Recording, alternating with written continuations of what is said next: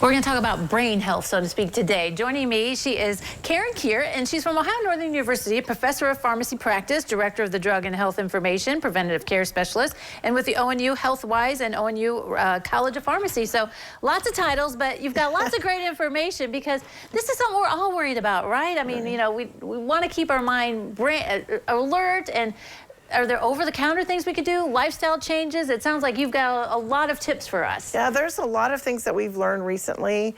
We do know that there's about 7.2 million Americans who have not been diagnosed with mild cognitive decline.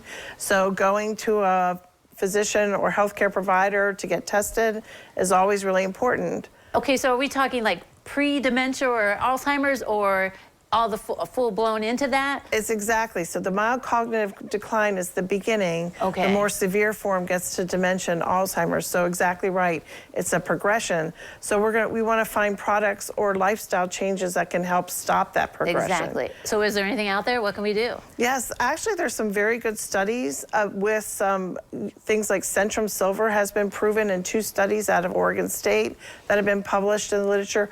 Omega-3 fatty acids, things that you can find in nuts, seeds, fish.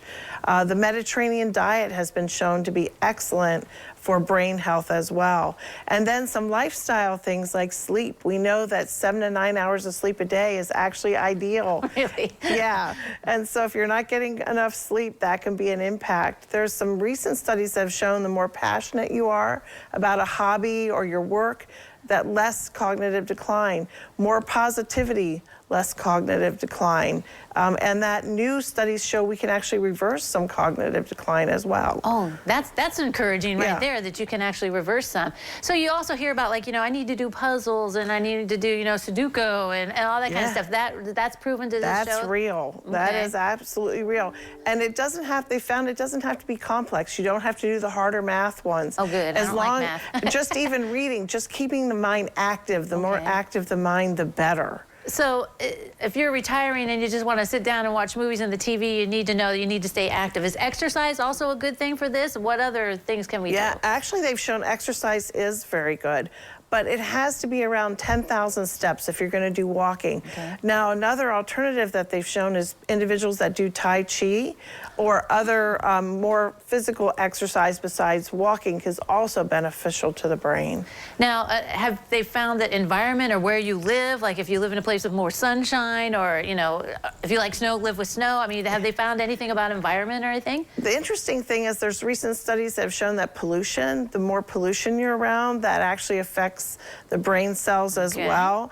So oftentimes, though, things like the sun, that helps with some positivity sometimes. So a lot of it just depends to find what makes you feel positive about life, and that's been a critical component. You mentioned at the beginning that, you know, check with your doctor to kind of see where you're at. On some of these tips, like when taking some of these medicines or vitamins, should you check with your doctor about that too?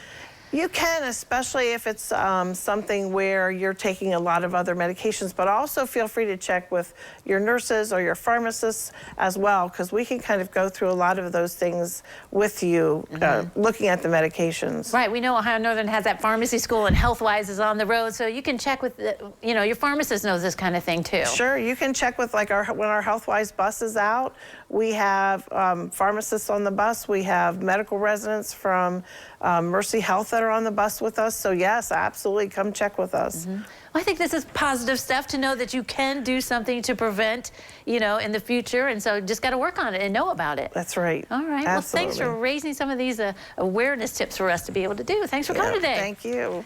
All right, don't go away. We'll take a look at the weather forecast next.